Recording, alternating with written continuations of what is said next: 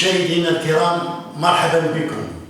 اليوم أناقش معكم موضوع ديال حميد المهداوي اللي تيبدا داك الفيديوهات ديالو خوتي المغاربه.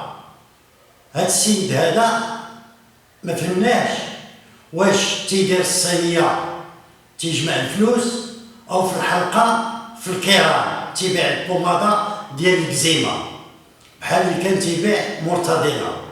شناهي معنى خوتي المغاربه؟ واش خوتك المغاربه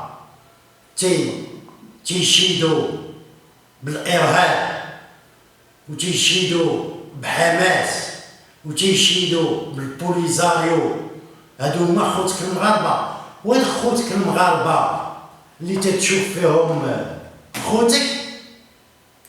علاش مشيتي تعديتي على الناس الكاريان؟ يا قلتي باك وامك كان عندهم مشكله في الدوار، في شي دوار في سيدي قاسم، وبغيتي تسكنهم في سيدي علان البحراوي، وملي بغيتي تسكنهم اش درتي؟ تعديتي على الناس، مشيتي هجمتي عليهم، دخلتي بداك الكاط الرونج روفر ديالك وقلتي لهم يعطيوك الضوء، ما بغاوش، دورتي الروائد ورجعتي جبتي لهم القوه العموميه. يعني انك سلطه نافذه، وحتى رجال السلطه راه ما تيتعداوش على السكان، لان في البلاد كاين قانون، وكل من تجاوز القانون القانون معاه. وهنا قبل ما نكمل سمعوا كيفاش تيهضر على رجال السلطه. اسمع. هذا الهديم ديالك. واش تخرجوا بالعنوان زعما المهداوي شنو المهداوي؟ هي جدريه جمعنا اللي حاضرين عليها العالم بارك على علمهم مع داك الشيء تطويل، وقالوا المهداوي عنده حق في التسويه بحال المواطنين، ما تهدمولوش بحال سوق العابد قالوا ما تريبولوش، راه عنده حق في التسويه. كتعرفوا لم يحدث ربما في التاريخ البشري شيء سمعتوا كيفاش تيهضر؟ هذا قال لك تيعرف القانون، عنده الحق في التسويه.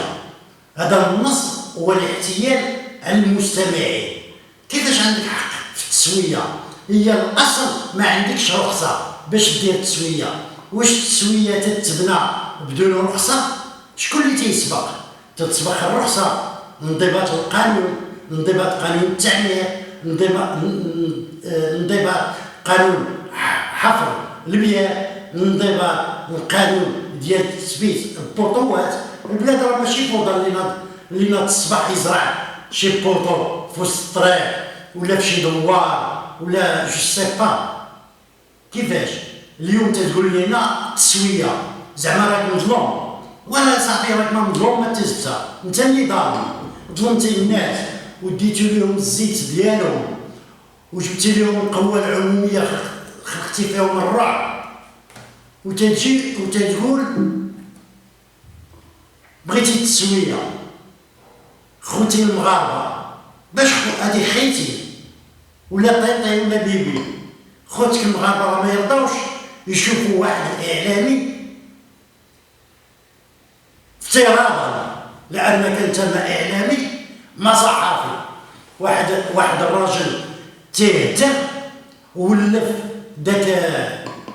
داك الحماق ديال الجوطيات، كل واحد تيغوت داك الصوت ديالو، مطيشه 40 بوماده 30، هاد الكزيمه راه تتحيد لكم الكزيمه، وبلا ما تمشيو مولاي يعقوب، بلا ما تمشيو لسيدي حرازم، مهداوي تيبيع لكم بوماده الكزيمه. سي صا، هذا هو المهداوي. عطينا شي نهار عطيتي شي فكره، جيتي نصبتي ودخلتي حتى لليساريين، حسب لهم راك راجل. للاسف عوض حتى واحد ما بقى يجاوبك، وحتى هما ما اختاروا الاولى كما تيقولوا. اليوم تجي وتتبدا خوتي المغاربه ودير الصينيه وبقى دوروا مع المهداوي.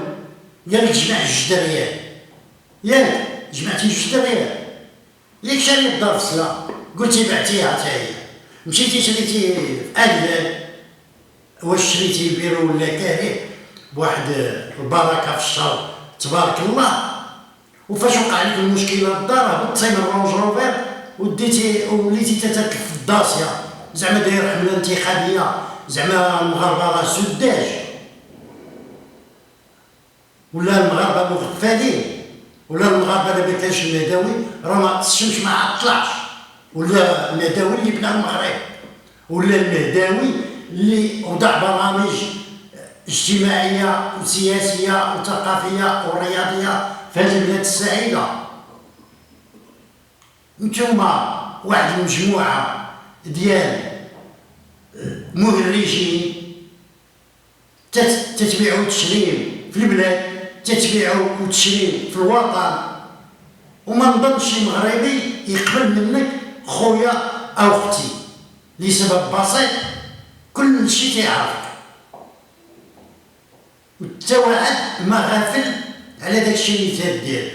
ونديروا مثلا كاع افتراضا ياك انت فيك الانسانيه وحقوق الانسان والدفاع عن قضايا الفقراء وهذا ما يهمك الدار، واش جيتي اعتذرتي اصحاب الدوار اللي زرعتي لهم فيها البطوات، ولا ما شتيش في كمارتهم كاع حقرتيهم ما يستحقوش ما يسواوش؟